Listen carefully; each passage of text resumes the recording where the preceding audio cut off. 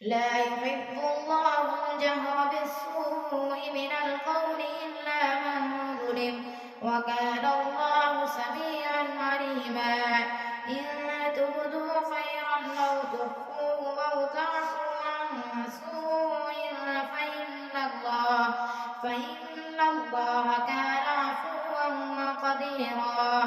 إن الذين يكفرون بالله ورسله ويريدون أن يفرقوا بين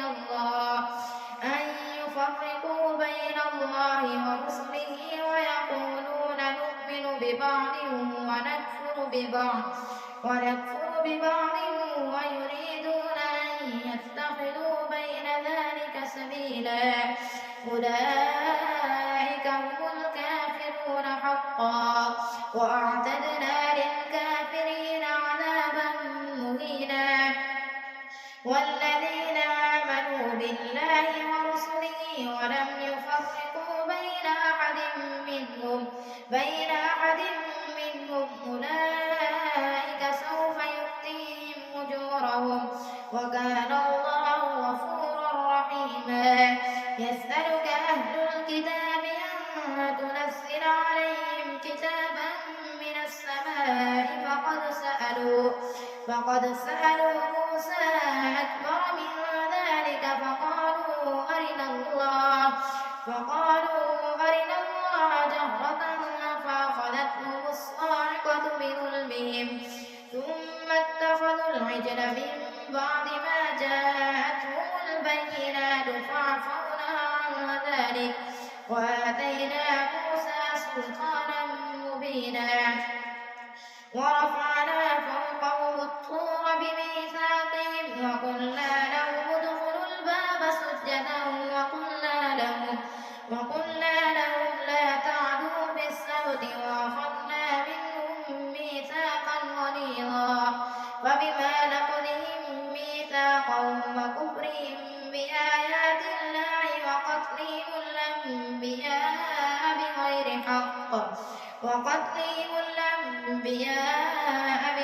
حق وقولهم قلوبنا غلف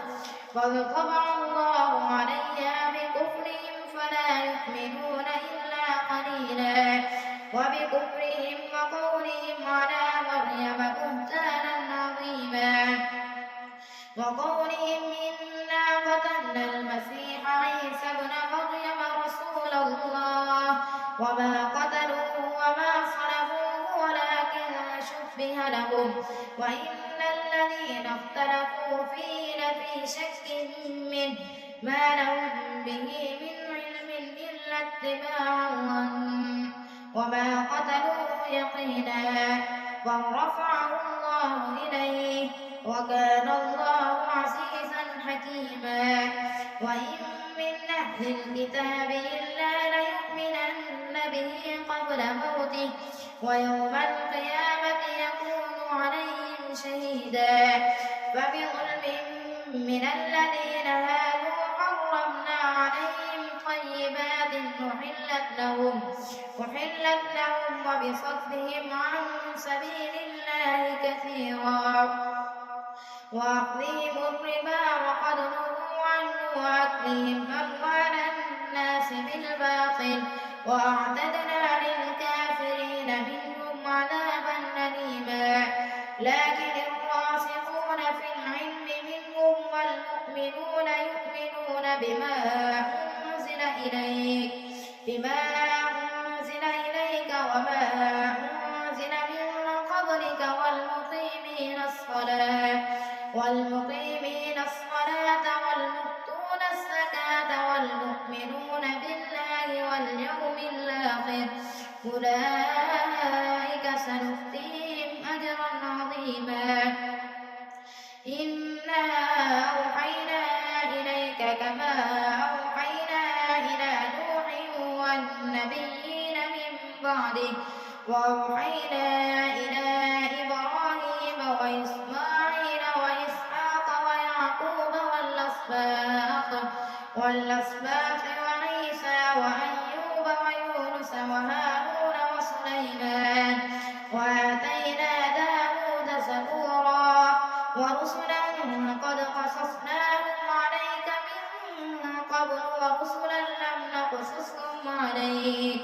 وكلم الله موسى تكليما رسلا مبشرين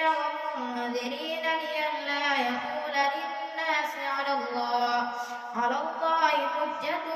بعد الرسل وكان الله عزيزا حكيما لكن الله يشهد بما أنزل إليك أنزله بعلمه والملائكة يشهدون وكفى بالله شهيدا إن الذين كفروا وصدوا عن سبيل الله قد ضلوا ضلالا بعيدا إن الذين كفروا وظلموا لم يكن الله ليغفر لهم ولا ليهديهم طريقا إلا طريق جهنم خالدين فيها أبدا وكان ذلك على الله يسيرا يا أيها الناس قد جاءكم الرسول بالحق من ربكم فآمنوا خيرا لكم وإن تكفروا فإن لله ما في السماوات والأرض وكان الله عليما حكيما يا أهل الكتاب لا تغلوا في دينكم ولا تقولوا على الله إلا الحق إنما المسيح عيسى ابن مريم رسول الله وكلمته ألقاها إلى مريم وروح منه فآمنوا بالله ورسله ولا تقولوا ثلاثة انتهوا خيرا لكم إنما الله إله واحد سبحانه أن يكون له ولد له ما في السماوات وما في الأرض وكفى بالله وكيلا لن يستنكف المسيح أن يكون عبدا لله ولا الملائكة المقربون ومن يستنكف عن عبادته ويستكبر فسيحشرهم إليه جميعا فأما الذين آمنوا وعملوا الصالحات فيوفيهم أجورهم ويزيدهم من فضله وأما الذين استنكفوا واستكبروا فيعذبهم عذابا أليما ولا يجدون لهم من دون الله وليا ولا نصيرا يا أيها الناس قد جاءكم برهان من ربكم وأنزلنا إليكم نورا مبينا فأما الذين آمنوا بالله واعتصموا به فسيدخلهم في رحمة منه وفضل ويهديهم إليه صراطا مستقيما يستفتونك قل الله يفتيكم في الكلالة إن امرؤ هلك ليس له ولد وله أخت فلها نصف ما ترك وهو يرثها إن لم يكن لها ولد فإن كانت اثنتين فلهما الثلثان مما ترك وإن كانوا إخوة رجالا ونساء فللذكر مثل حظ الأنثيين يبين الله لكم أن تضلوا والله بكل شيء عليم يا أيها الذين آمنوا أوفوا بالعقود أحلت لكم بهيمة الأنعام إلا ما يتلى عليكم غير محل الصيد وأنتم حرم إن الله يحكم ما يريد يا أيها الذين آمنوا لا تحلوا شعائر الله ولا الشهر الحرام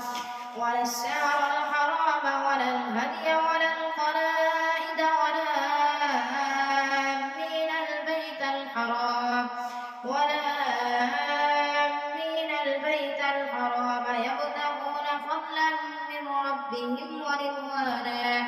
وإذا حللتم فاصطادوا ولا يجرمنكم شنآن قوم أن صدوكم عن المسجد الحرام أن تعتدوا وتعاونوا على البر والتقوى ولا تعاونوا على الإثم والعدوان واتقوا الله إن الله شديد العقاب. حرمت عليكم الميتة والدم ولحم الخنزير وما أهل لغير الله به والمنخنقة والموقوذة والمتردية والنطيحة وما أكل السبع إلا ما سكيتم وما ذبح على النصب وأن تستقسموا بالأزلام ذلكم فسق.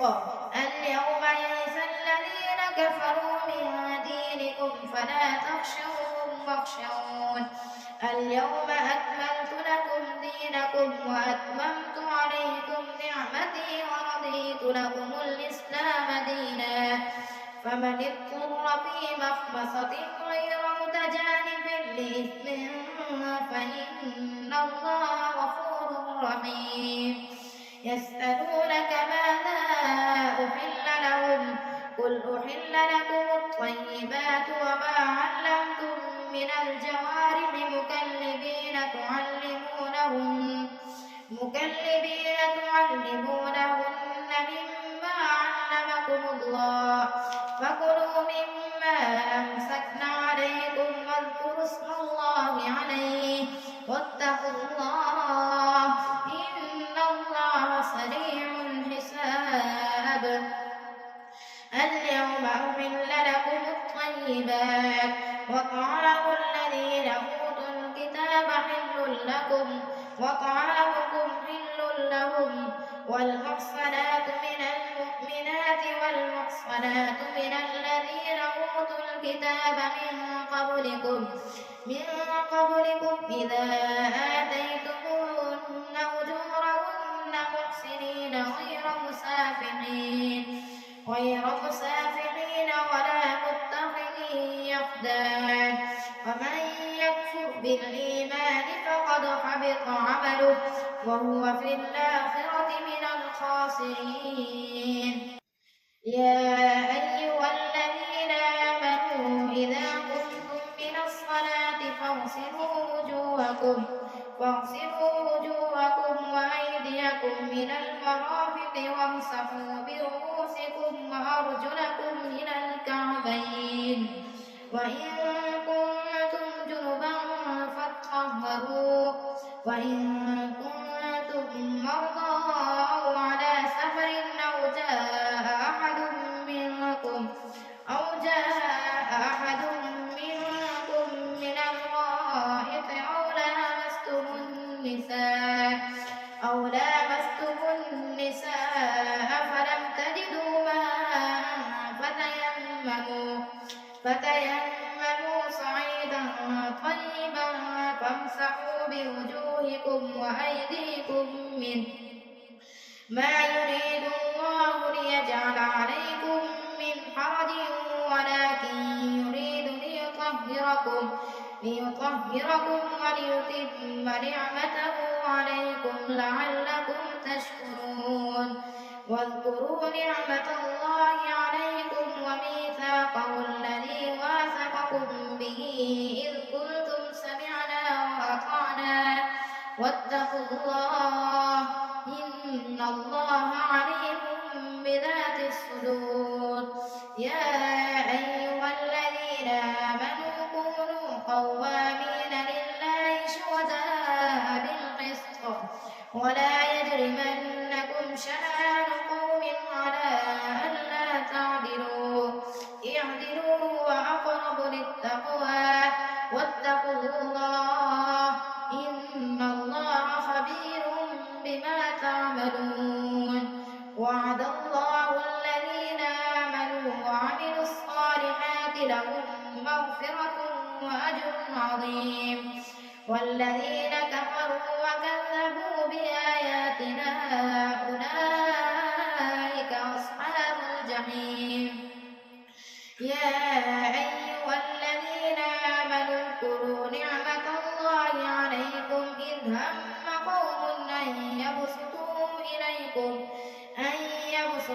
إليكم أيديهم فكف أيديهم عنكم واتقوا الله وعلى الله فليتوكل المؤمنون. ولقد أخذ الله ميثاق بني إسرائيل وبعثنا منهم 12 نقيبا وقال الله إني معكم لئن أقمتم الصلاة وآتيتم الزكاة وآمنتم برسلي وعزرتموهم وأقرضتم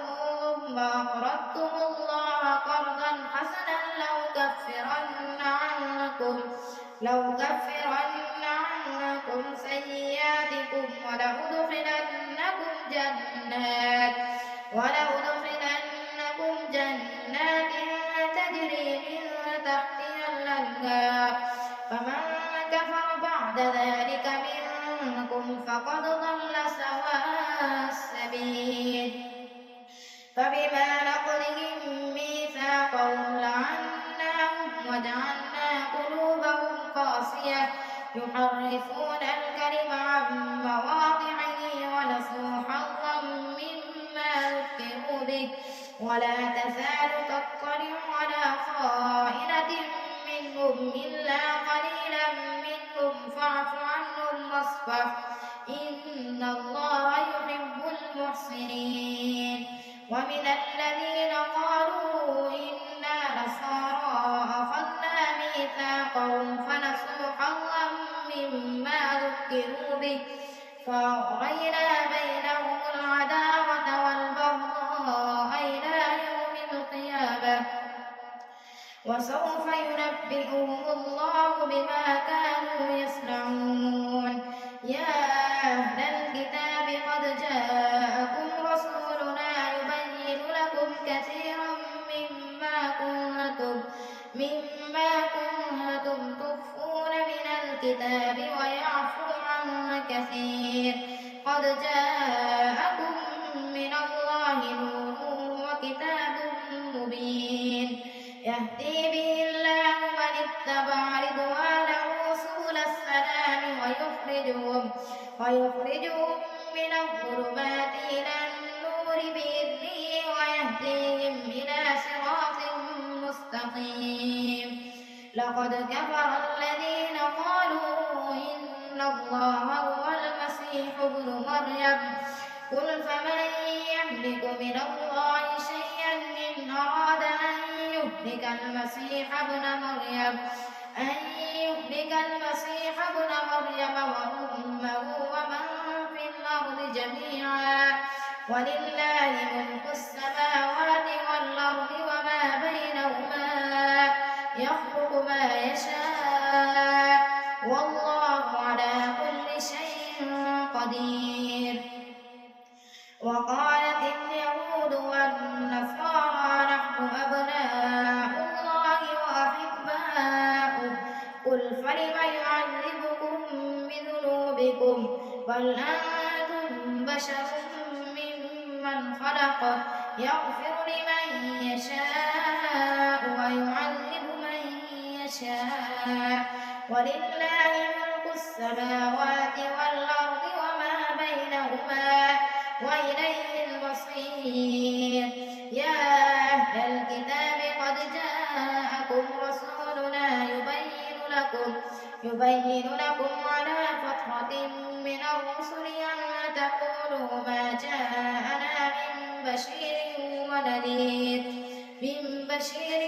ولا نذير فقد جاءكم بشير ونذير والله على كل شيء قدير. وإذ قال موسى لقومه يا قوم اذكروا نعمة الله عليكم إذ جعل فيكم أنبياء وجعلكم ملوكا وآتاكم ما لم يؤت أحدا من العالمين. يا قوم ادخلوا الأرض المقدسة التي كتب الله لكم ولا ترتدوا على أدباركم فتنقلبوا خاسرين.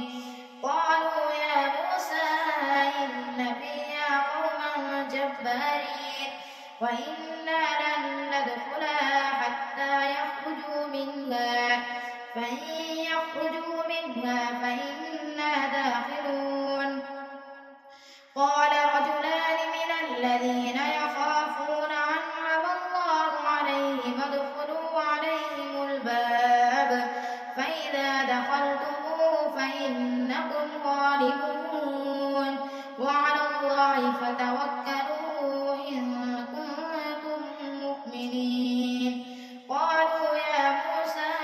إنا لن ندخلها أبدا ما داموا فيها فاذهب أنت وربك فقاتلا إنا هاهنا قاعدون قال رب إني لا أملك إلا نفسي وأخي فافرق بيننا وبين القوم الفاسقين قال فإنها محرمة عليهم 40 سنة يتيهون في الأرض فلا تأس على القوم الفاسقين واتل عليهم نبأ ابني آدم بالحق إذ قربا قربانا